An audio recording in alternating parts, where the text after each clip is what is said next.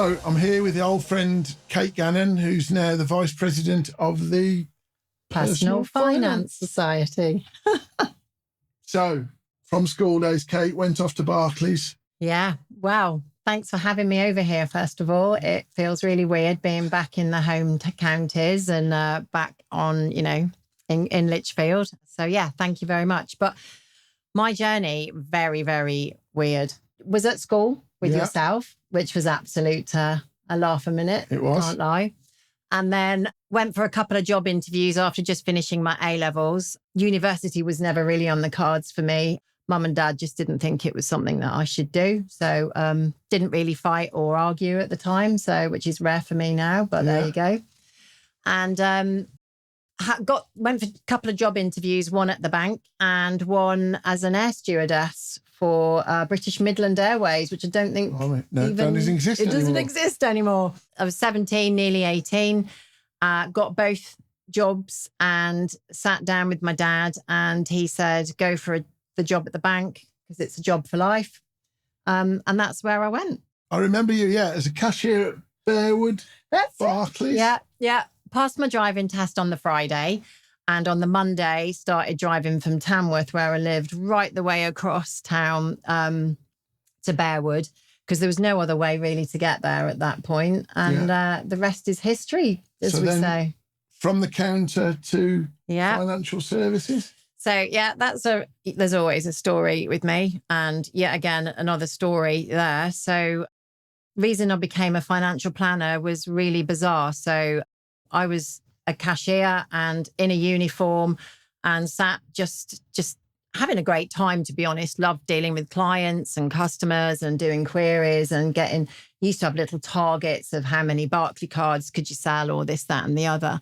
But then these people used to come in and go out and they didn't seem to be in the office very long and they didn't wear a uniform.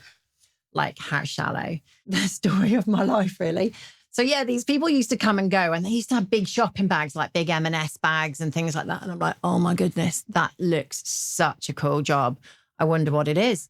So went to the branch manager at the time. Her name was Sophia, and she was really supportive of me because she'd already got me on a management training program and I was doing my my banking exams at Tamworth College of an evening, which was all being supported by the bank. And she went, oh, they're financial advisors. So they do like mortgages and like PEPs, as it was at the time, personal equity plans and things like that. She said, but you're doing those exams at the moment, so it'll be an awful lot to do those as well. And I'm like, well, I want to do them. So that's what I did. Fast forward 18 months and I qualified as a mortgage advisor. And then I swanned in and out with a company car. I was the youngest advisor in the Barclays area at the time. So I was just over 20 at that point. Yeah. And I used to go between Bearwood, Acox Green and Solihull. So I had 3 offices and rest is history. So 20 years at Barclays. 20 years at Barclays, man and boy. And then decided to jump ship. Yeah. So Barclays were really supportive. They put me through all my exams. So I got diploma qualified under RDR, which is the Retail Distribution Review, which is basically to ensure that all financial advisors get like qualified and everything is done. So once that was done, again, wasn't enough for me. So then I became chartered. Then I became a fellow. So it's the equivalent of a level 8 now that I have in financial planning. And from there, through Barclays, I went into private banking, personal banking, and ended up in Canary Wharf working with a big team in there and managing Barclays. Money. Yeah, working for Barclays Bank. So I was a discretionary fund manager and a financial planner at that point. Wow. So it was such fun, though. I love everything about it. And then from there, decided to go it alone. So I think That's a big jump. Yeah, massive jump. And I think it's like natural progression in anything, isn't it, really? Yeah. That you get to a point where you know what you're doing and how you're doing it, but then you think that no one else can do it as well as you. So you either set up and do it yourself, as you have here, or you just conform and just stay, doing everything, just keep going and everything else. So I decided to do it myself. So Themis Wealth Management was born. And Never look back. Never look back. I think if you enjoy your job, and you probably say the same, you never work a day in your life. No, you don't. No. So it never feels like a chore. Absolutely not. So, okay, you've got a dual role at the PFS. Yeah. You're on the board and you're vice president. Yeah. So what does that role entail? So it's just a really great sort of like community to be in. So the Personal Finance Society writes and provides what we call an SPS, a Statement of Professional Standing. You possibly have it in your world. We have to do so many hours of continued personal development every year to be able to prove that we are able to practice in whichever part of financial planning that we decide to do. So the PFS I've been involved with since actually starting to become qualified, because they wrote the exams that I sat. Yeah. And part of that process meant that once I'd sat all the exams that they'd done, there's going to be a complete theme with everything that I do, that I always just try and seek out more and more and more. So I decided to sit and write the exams and mark the exams for them, which then got me onto the local sort of committee meetings and things like that. And from there, what we then did was look at developing something called PFS Power. So PFS Power, you have, and I'm not sure if it's the same with accountancy firms, but we have the hard facts, which is how do we do things? How do we ensure that we're compliant, that we do everything right, and that we deliver excellence at all time? But then you've got the soft facts, which are never really taught. How do we talk to people? How do we articulate? How do we? Yeah. So and like, there's an awful lot in our sector that doesn't get taught or talked about. Yes. And that's one of the things that draw me to work with you. I know we were friends and everything, but you go the extra bit. Yeah. And that's what PFS Power does within the Personal Finance Society. So we have an extra website, which I'm very fortunate to be on a power panel with. Lots of younger financial planners are on this. So, and that's one thing that I'm learning is how much I'm learning from the younger generation coming up. Are you finding the same here? Yeah, and we're very keen on bringing through young people into our profession as a practice. It's so important, but I feel a lot of firms aren't. But we could do a separate podcast just on that because it's infuriating for me that young people aren't empowered. They think they've all got to be TikTokers, dare I say it, when there's lots and lots of opportunity for young people out there. It's all about managing the next generation, bringing them forward, but teaching them the soft skills. Yeah. So, and that's what our PFS Power does. And we've got a whole website where we've broken it down into 5 different areas. We call it the 5 C's, but if anyone's interested, go on and have a look. But what the 5 C's do, and it's not just really for financial services, it could be that it would work for your guys as well, is it teaches people how to articulate in different situations. But also, again, this probably hits quite hard with you, is that coming with financial situations and money comes vulnerability. Yeah. And it teaches people how to understand vulnerability, but how to be vulnerable with people. Yeah. I think the young generation think you've got to have all the answers, and you don't have to have all the answers, not at all. And to refer back to other people is not a weakness. In actual fact, I think that's like a superpower. It is, yeah. So what we sort of say, and what I tend to do with my clients, is regularly go, I'll get back to you on that. Yeah. And there's nothing wrong with that. No, not at all. I think they're probably more comfortable in that than, some people who just want to wing it, and that's just not the right way to go for your clients at all. Absolutely not. No. Which I think again is where we align, as practices together, because there is nothing wrong with just taking a step back and just going, let's just wait and see. So PFS Power does that. But then the other thing that the Personal Finance Society does is that it's a membership of 40,000 people, and alongside that we are sort of our parent company or parent association, if you like, is the Chartered Insurance Institute, which is insurance companies, brokers, and all of those things. And there's 120,000 of those worldwide, whereas the Personal Finance Society is mainly UK centric. So we marry up together and we work very closely together. A lot of the board members for the Personal Finance Society are from the Chartered Insurance Institute. So we gain a lot of strength and momentum from them and a lot of learns. Yeah. And my job is that I'm a board member of the Personal Finance Society. I'm a non-executive director, so a NED. Yeah. So I'm not paid to do that. It's a purely voluntary role. And then after being on there for just under 12 months, they voted me on to be vice president, which is an unbelievably amazing opportunity for me. It's almost like the pinnacle of my career. I go out and mentor young people. I'm there to be a figurehead and to try and uphold professional standards. And we're also there to try and encourage and empower people to come into our profession. I think it's just great for anyone who watches this to understand that you don't have to go to university. No. You don't have to walk out with 10 O levels, but with hard work and determination, you can still get anywhere that you want to go. Absolutely. Like you, I didn't go to university. No. I didn't really know what career I wanted to do. But I liked talking to people and I could add up. I was always quite proficient at maths. And you didn't want to wear a uniform? Didn't want to wear a uniform, which, is a bit random and weird. And then all of those things wrapped into one, I fell into financial planning, whereas it can now be seen as an actual career. We've got universities doing degrees in it. One local to you, Coventry, does a degree in financial planning. And the Personal Finance Society goes out there and we encourage and empower. We had some members, again, pro bono work, go to Aston University last week and do a talk. Yeah.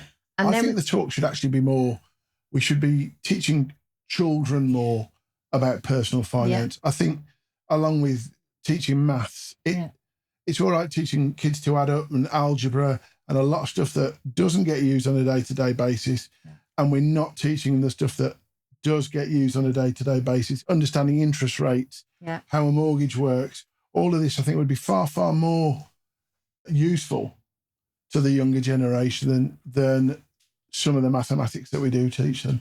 1,000,000%. I'm very, very passionate that one of the things, again, that the PFS did was we had and we still do it, we go out to schools, usually I call it years 5 and 6. So, sort of you've done your options and you go doing a BTEC or a business, whatever. It's called Discover Fortunes. So we have volunteers that are practicing financial planners, go to schools and colleges and teach them via a board game. We're not talking going and doing something, with a computer or anything like that. It's actually sitting around a table and playing a board game. Yeah. And we teach them personal finance skills and things like that. And then the other thing that we've done, because we, again, totally agree with everything you've just said, is that the Personal Finance Society last year did something called the Pathways to Profession. So we put £1 million up and we have paid for new entrants. You haven't just got to be school leavers, even change career people that have suddenly gone at the age of 30, I'm really stuck in a rut doing whatever it is I'm doing, and then decide that this is something that they want to do. And we've got quite a few people there. We are paying for their first exam. Wow. We are mentoring them. They've got one-to-one options with people like me, because I 100% agree. You have not got to go to university. No. I'm not saying don't go to university, but it doesn't work for everybody. It doesn't work for everyone. The debt that you can come out with, you're years behind the one who's been in job training. I mean, it's horses for courses, but I think there's an awful lot of wasted time at university. 1,000,000%. Yeah. I mean, you can still go to a bar whether or not you're at uni. Absolutely. I've just got to pay more than £1 a pint. That's showing my age. Great. So, Kate, as a profession, are you too focused on the wealthy? We're trying to change that. And we've got something that we're working on, which is basically all about what we call the advice gap. Because at the moment, as financial planners, again, probably a bit like accountants, we have to pay for professional indemnities and insurances and things like that. But we're trying to break down some barriers, and we're trying to bring, financial planning to everyone. Yeah. Currently, only 8% of the UK population take financial planning advice. And everybody, if they're able to, should look to get a relationship in some way with a financial planner. Be it that you just have a one-stop, initial chat, and then you go and do it DIY. Yeah. And you've got the platforms and the ability to do that. You've got funds that you can use with Vanguard and things like that, which are really low cost. And online, you can actually work out what your attitude to risk is and how you're going to do things. And there is nothing wrong with that as a starter for 10. But yeah, traditionally, we have very much just focused on, if you've got to have 100 grand to get through the door to speak to a financial planner, because we're going to charge you X, Y, or Z, as an initial fee and an ongoing. And don't get me wrong, we do charge to be able to get financial advice, just as you do to do someone's returns or accounts and things like that. But we offer a first initial meeting at no cost. And a lot of financial planning practices out there do that. We're fully independent, and you can sit down with me or one of my colleagues for 30 minutes, absolutely free of charge, and then potentially another hour, absolutely free of charge. Yeah. Now, don't get me wrong, we're not going to give you a solution in those meetings, but what we're going to do is signpost you to places if you don't need us. I think it's changing the people's attitude to have an attitude towards savings, rather than just spend. And if you change that attitude, then over time, if they save it and just put it in a high interest account, it's better than spending it. And then, if you read up, there's loads on social media, some good advice, some bad advice. I mean, you can listen to Warren Buffett, 94, what he doesn't know isn't worth knowing. Exactly. And there's some good advice out there off proven people. But I think it's changing the people's attitude towards savings and not just spend all the time first. People need to, consider mindsets. My grandmother had 2 purses. So my grandfather used to come home from work with his wage packet on a Friday, a little envelope with cash in it. And, there would be 2 purses, one that was her housekeeping and one that was her saving. And that's basically the bedrock of how I've been brought up to understand money. One that you need now because you've got to pay your gas bill, your whatever, mortgage, rent, everything else. And one, it's rainy day. I've got to pay for a birthday present in a month's time. And I think one of the things that maybe social media and peer pressure has done is push people to have whatever it is that's nice and shiny now. Yeah. But there's no problem with waiting. Yeah. And saving. But they want it now, but they're paying 30% plus more in interest. And if they were to save and then buy, they would be so much better off. Absolutely. And often an impulse purchase is something that you actually don't need. I often think, I want to have, a new pair of shoes or whatever it is, a new car. And I'll go and look at it and then I'll walk away. Yeah. And then I'll think about it and think, do I need it? Is it going to change my life? Yeah. And all of after that one day of looking over a different colour bonnet, I'm back in the same car. Yeah. Costing me £300 a month more than the last one did. Yeah. Yeah, definitely. So, I think it's changing people's attitude to consumption. Yeah, 100%. One of the things financial planners do is what we call cash flow planning. So I've got a computer in the background when I speak to clients.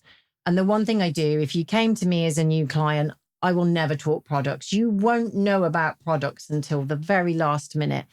But I'll have Mr. and Mrs. Miggins sat down with me and they'll want to do a financial plan.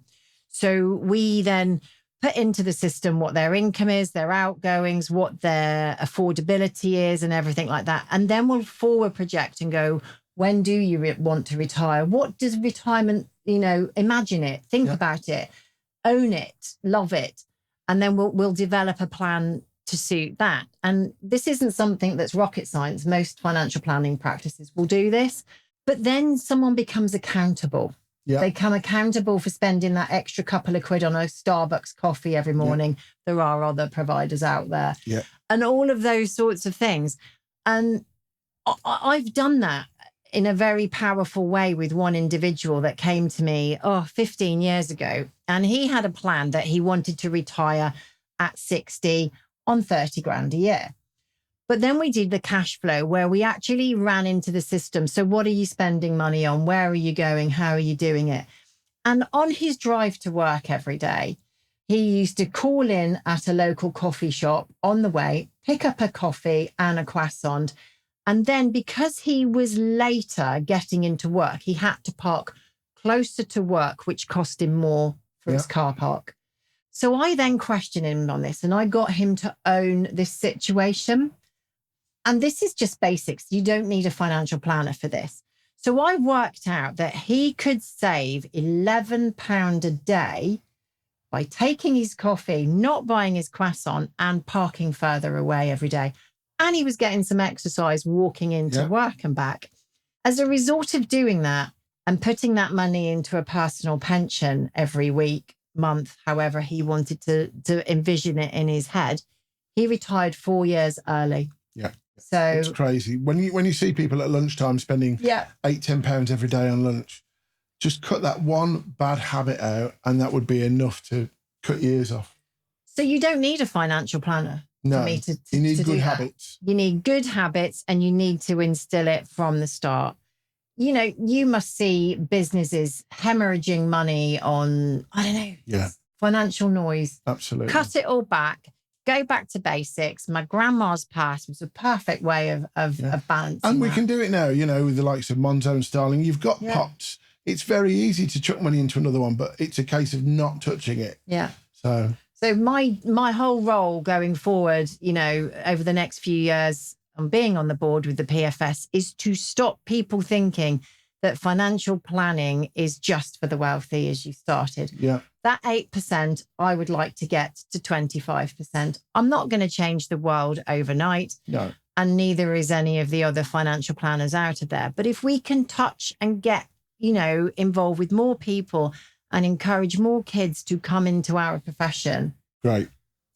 We've hit, you know, and we're a growing profession. We need more people on the street.